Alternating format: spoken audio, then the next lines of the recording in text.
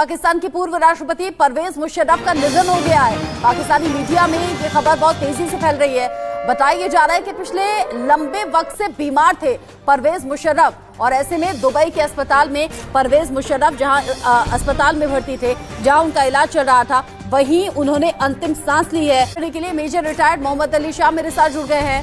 Foreign expert हैं, foreign मामलों के जानकार हैं और लगातार पाकिस्तान को लेकर हम लोग बात करते रहते हैं। मेजर शाह, परवेज मुशर्रफ का जाना, इस खबर को कैसे देखते हैं पाकिस्तान के लिहाज से, हिंदुस्तान के लिहाज से? जी, सबसे पहले तो देखिए, पाकिस्तान जो एक ऐसा वाहिद देश है जो जब हमारा 26/11 का हादसा हुआ था, वो लोग वहां पे सेलिब्रेट कर रहे थे, वो लोग पार्टी कर रहे थे, वो लोग एंजॉय कर रहे थे, वो लोग खिल्ली उड़ा रहे थे हमारे लोगों के जाने पे। और जो 1999 का जो युद्ध हुआ था, कारगिल वॉर, जो जनरल परवेज मुशर्रफ ने ही इनिशिएट किया था, उनकी वजह से ये हुआ था और हमारे बहुत बहादुर जाबाज फौजी इसमें खोए थे। लेकिन उसके बावजूद भी, क्योंकि हम हिंदुस्तानी हैं, हमको ग्रेस एलिगेंस मालूम है, हमको मालूम है लाइट हार्टेडनेस क्या होती है, इसके लिए ही इस पे भी मैं शोक करता हूं और अपना कंडोलेंस, ताजियत पाकिस्तान को वालों को देता हूं। उसके बावजूद भी जो भी कुछ हुआ, जो भी कुछ किया, पाकिस्तान में हो सकता है कि ऐसी लोग के जो उनकी सपोर्टर ना हो वो जश्न मना रहे हो, लेकिन ना, मैं तो बोलता हूं ये कोई भी देहांत किसी का भी हो, कहीं पे भी हो दुनिया में, कोई भी नेशनैलिटी हो, किसी भी, उसको वो एक शोक होना चाहिए उसमें। तो इसको भी मैं ऐसे ही देखता हूं कि हालांकि वो बहुत टाइम से बीमार चल रहे थे, उनकी फैमिली ने भी बताया कि महीनों से वो दुबई में अस्पताल में थे और बिल्कुल वेजिटेबल, जैसे कि कुछ कर नहीं सकते वो, बिल्कुल तो उस स्टेट में थे। तो एक तरीके से कोई भी जब ऐसी सिचुएशन में आ जाता है उसके लिए वो रिलीफ होती है। तो मैं ऐसा देखता हूं कि भाई वो अभी वो चले गए, लेकिन उसके बावजूद भी, जैसे आपने बताया कि क्वेटा में भी फिर बम धमाका हुआ है, अभी पाकिस्तान कब सुधरेगा कभी या नहीं सुधरेगा? मुझे लगता नहीं कि अभी सुधरने वाला है। उनकी इकोनॉमी देख लीजिए आप, डूबी हुई है, वो खत्म होने के उस पे है। उनके पूर्व प्रधानमंत्री तो ऑलमोस्ट वो जा चुके हैं, लेकिन इनको भी पता नहीं क्या लगी हुई है ऐसी, कब सुधरेंगे ये? दिमाग से पैदल हैं या कुछ जेनेटिकल कोई डिफेक्ट है इनके अंदर, क्या है? या जेनेटिक पूल में ही इनकी खराबी है, इनके या खून में खराबी है, समझ में नहीं आ रहा क्या है क्या दरअसल वहां पे मामला। इतना कुछ होने के बावजूद भी ये सुधरते नहीं है। भाई ऐसा कमाल है वाकई में। तो मैं इसमें दुख मैं भेजता हूं पाकिस्तान वालों को और मैं बोलता हूं कि भाई वो at the end of the day वो सोल्जर थे, वो जनरल थे, वो तानाशाह थे वहां पे, कुछ भी हो भाई, वो गए हैं, लेकिन उनकी आत्मा को शांति मिले, मैं तो ये कहूंगा। अब मेजर शाह, भारत तो ऑफ कोर्स ये ऑब्वियस सी बात है कि परवेज मुशर्रफ को सही तौर पर सही मायनों में याद नहीं करेगा, क्योंकि जब भारत के खिलाफ युद्ध की स्थिति रही, बड़ी भूमिका परवेज मुशर्रफ की उन युद्ध के दौरान रही है। लेकिन पाकिस्तान के लिहाज से इस खबर को आप कैसे देखते हैं? पाकिस्तान जहां पर राष्ट्रपति की भूमिका निभाई, तानाशाह की भूमिका में देखा गया, सेना प्रमुख की भूमिका में देखा गया, और फिर उसी देश में देशद्रोह के मुकदमे में फांसी की सजा तक सुना दी गई, पाकिस्तान कैसे याद कर रहा होगा आज? बिल्कुल सर जी, बिल्कुल आपका बड़ा अच्छा सवाल है। और ये पाकिस्तान का असल में एक उनकी परंपरा रह चुकी है कि उनके जो राष्ट्रपति होते हैं या चीफ होते हैं, बाद में इन्हीं को ही, आप देखिए जुल्फिकार अली भुट्टो को, उनको तो इन्होंने सूली पे लटकाया था, उन्होंने उनको एग्जीक्यूट किया था, वो भी लीगल तौर पे। उसको हम ताकि कोई उसको असैसिनेशन ना कह सके, उनको पाकिस्तान की मिलिट्री उनको पावर में लेकर आई, उनको इतना बड़ा बनाया कि उनको पूरा पाकिस्तान को डैडी के नाम से जाना था उनको। तो इतने पावरफुल हो गए थे, बाद में उनको पाकिस्तान की मिलिट्री ने ही उनको उसके बाद एग्जीक्यूट किया एक हाईकोर्ट ऑर्डर के तहत।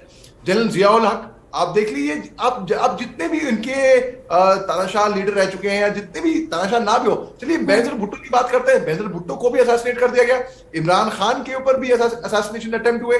आप देखिए जनरल बाजवा के ऊपर भी असैसिनेशन अटेम्प्ट थे।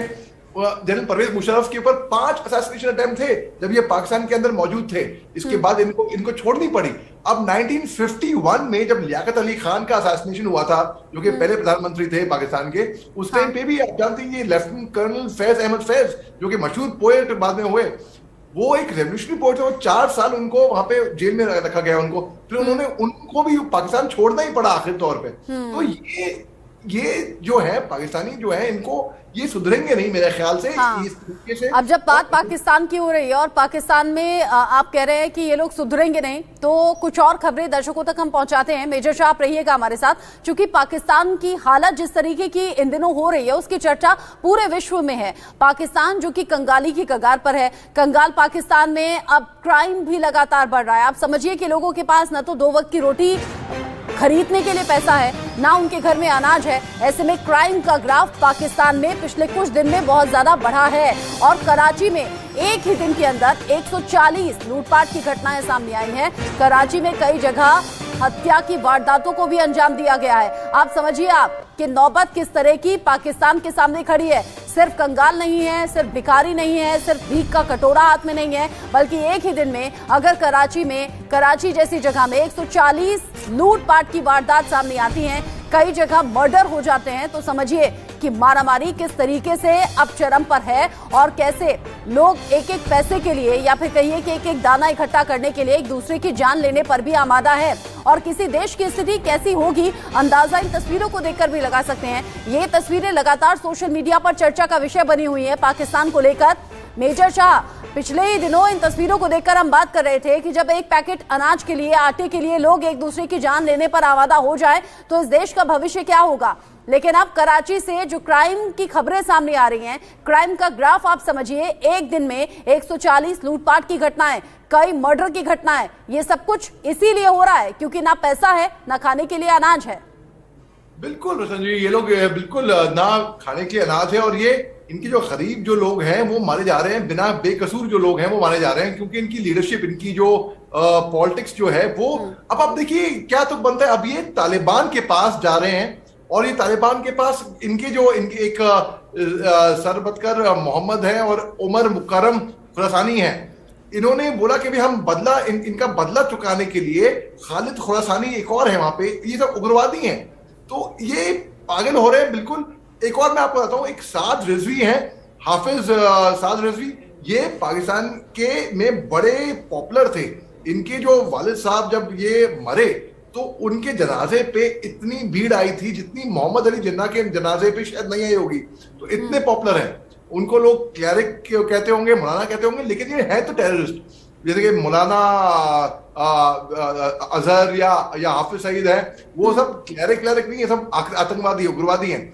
अब उन्होंने क्या कहा, उन्होंने कहा एक हाथ में कुरान, एक हाथ में एटम बॉम्ब का बीपीएस पहुंच के स्वीडन पहुंचो और तो दुनिया कदमों में होगी। क्या बेदिमाग है क्या। और ये साद रिजवी जो है ना, अपने नाम को भी बेइज्जत करते हैं। साद दरअसल नाम होता है एक ऐसा अच्छा नाम है। कट्टरपंथी नेता की आप बात कर रहे हैं, एक हाथ में कुरान, एक हाथ में एटम बॉम्ब, भला कौन सा देश होगा जो पैसा नहीं देगा।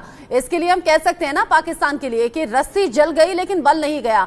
आज भी कंगाली सामने खड़ी है, कुछ दिन का ही विदेशी मुद्रा भंडार बचा है। ऐसे में अगर इस तरह की नसीहत वहां के नेता दे रहे हैं तो अंदाजा लगा सकते हैं कि पाकिस्तान का भविष्य क्या होगा। मेजर शाह, बिल्कुल 100%। और ये बहुत ही मतलब IMF इनकी मदद नहीं करेगा। अब जो भिखारी होते हैं, जो beggars can not be choosers, वो चूज तो नहीं कर पाते हैं।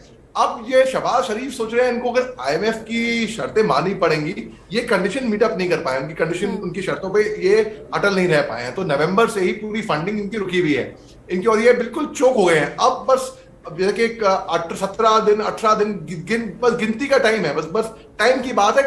पाकिस्तान बिल्कुल कोलैप्स होने वाला है बिल्कुल। और ये इनकी लीडरशिप को फिर भी अपनी कुर्सी प्यारी है।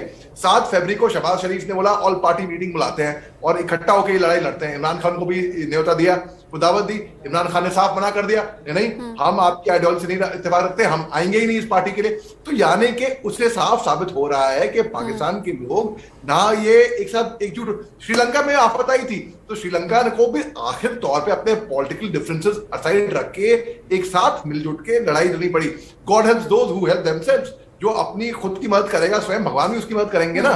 आप खुद की मदद नहीं करना चाह रहे हैं तो आप कैसे उम्मीद कर रहे हैं कि IMF या बाहर से इंटरनेशनल कम्युनिटी आके आपके मुंह में लड्डू डालेगी? लेकिन मेजर शाह, श्रीलंका में जो हालात आए थे, जब हजारों लाखों लोग वहां इकट्ठा हो गए थे, वहां संसद भवन का घेराव किया जा रहा था, राष्ट्रपति भवन में पहुंच गए थे, अंदर एंटर हो गए थे, वहां किस तरीके से तबाही मची थी वो तस्वीरें हमने देखी। लेकिन जब हालात आउट ऑफ कंट्रोल हुए उसके बाद सेना के हाथों में कमान दी गई। लेकिन पाकिस्तान में ऑलरेडी ये हालात है। पाकिस्तान में जहां अनाज के लिए, आटे के लिए लाइन लग रही है, लोगों की भीड़ इकट्ठा हो रही है, वहां पाकिस्तानी सेना जो है, जवान वहां फायरिंग करते हुए नजर आते हैं उनके ऊपर। ये हालात अभी से आ गए हैं, मतलब आने वाला वक्त श्रीलंका से और ज्यादा खतरनाक होगा।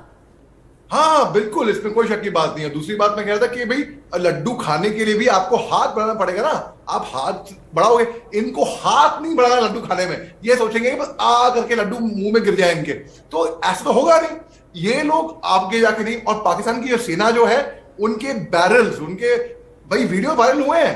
पाकिस्तान की आवाम कह रही है इनके ये बैरल, जो टैंकों के बैरल हैं, ये सरहद पे होने चाहिए थे, लेकिन ये आज की तारीख में उल्टा अवाम की तरफ घुमा के अपने बैरल कर रहे हैं। तो इसमें ये सिविल वॉर तो ऑलरेडी शुरू हो गई है, मैं तो ये कहूंगा पाकिस्तान में। लेकिन इनके बहुत बुरे दिन नहीं, बहुत बुरे दिन बस गिनती का टाइम है।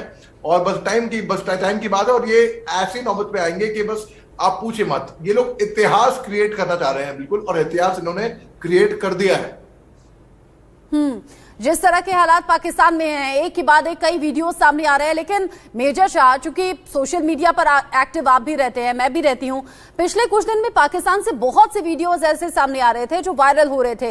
पिछले कुछ दिन में कटौती आपने उनमें भी देखी होगी, जैसे मैं देख रही हूं, क्योंकि कई यूट्यूबर्स वहां पर हैं जिन पर बैन लगा दिया गया है। ऐसे अगर जाने माने पत्रकार परमिशन के साथ आ रहे हैं तो ठीक है, जिन्हें परमिशन है वही ये सब कर सकते हैं। जो यूट्यूबर्स हैं, जो कि अपने इंडिविजुअल पत्रकार हैं या वीडियोस बनाकर अपलोड करते हैं, उन सब पर बैन है। मतलब पाकिस्तान में जो ऊपर बैठे हुए लोग हैं वो नहीं चाहते कि पाकिस्तान का सच लोगों के सामने आए।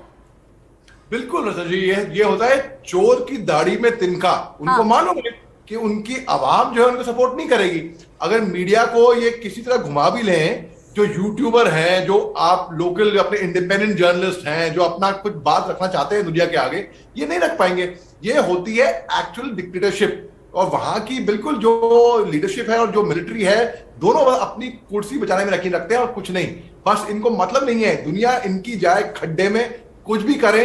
लेकिन ये कर्जे में डूबे हुए हैं चीन के साथ, लेकिन फिर भी चापलूसी करना नहीं बंद करेंगे ये चीन की अभी भी। तो ये बिल्कुल ऐसे ही ये ऐसा वाहिद देश है जो, मतलब मैं आपको जितना इनके बारे में मैं बताऊं, इनकी बाकायदा मिनिस्ट्री है, पता है, कश्मीर मिनिस्ट्री है और नॉर्दर्न अफेयर्स की मिनिस्ट्री। और आज इत्तेफाकन 5 फरवरी को ये कश्मीर सॉलिडारिटी डे बनाते हैं। अरे इनका क्या मतलब? बेगानी शादी में अब्दुल्ला दीवाना। आप सोचिए, इनका कोई मतलब नहीं है, सिर पांव कुछ नहीं, लेकिन फिर भी एब्रिगेशन आर्टिकल 370 35 अल्फा, ये हमारे अंदर का इंटरनल घर का मामला है हिंदुस्तान का। ये लोग फिर भी पाकिस्तान ऑक्यूपाइड कश्मीर में ये लोग इनसे अलग होना चाहते हैं। ये कहते हैं खुद कह रहे हैं कि हमको हिंदुस्तान से जुड़ना है, लेकिन फिर भी फोर्सफुली दबा के इनको रखा हुआ है। इनको ना पानी मिलता है, ना बिजली मिलती है, ना पावर का लोड शेडिंग होती है। 20-20 घंटे आप सोचिए गटर का पानी। अरे इनह्यूमन है ये दरअसल पाकिस्तानियों के लिए ये गुनाह है। और ये दुनिया भर का, ये मुसलमानों का ठेका ले रखे है इन्होंने सिर पे। इनको लगता है कि भाई हमने दुनिया भर के, जिन घटनाओं का जिक्र हम कर रहे हैं, जिन वीडियोस पर हम चर्चा कर रहे हैं, उसके इतर ऐसे भी लोग हैं जो कि चर्चा हम बार बार करते हैं कि जो पाकिस्तान में अमीर लोग हैं वो और ज्यादा अमीर हो गए हैं, जो गरीब हैं या फिर मध्यम वर्ग के परिवार के लोग हैं वो और ज्यादा गरीब होते हुए दिख रहे हैं। तस्वीरें यही बताती हैं। ऐसे ही पाकिस्तान के कुछ नोन लोग, मेजर शाह आप भी जानते होंगे, मैं भी उन्हें जानती हूँ, सोशल मीडिया पर ही उनकी तस्वीरें देखते हैं, उनके वीडियोज देखते हैं। जो अमीर लोग हैं उन पर कोई फर्क पाकिस्तान की कंगाली का नहीं पड़ रहा है, वो अपनी जिंदगी में मस्त है। पाकिस्तानी हुक्मरान भी इसी तरह से साल दर साल बदलते जरूर हैं, लेकिन फायदा सिर्फ अपना सोचते हैं। बहुत शुक्रिया मेजर शाह हमारे साथ जुड़ने के लिए। पाकिस्तान पर आपने चर्चा की, आपने अपने व्यूज रखे, दर्शकों तक पहुंचाए, बहुत बहुत शुक्रिया आपका।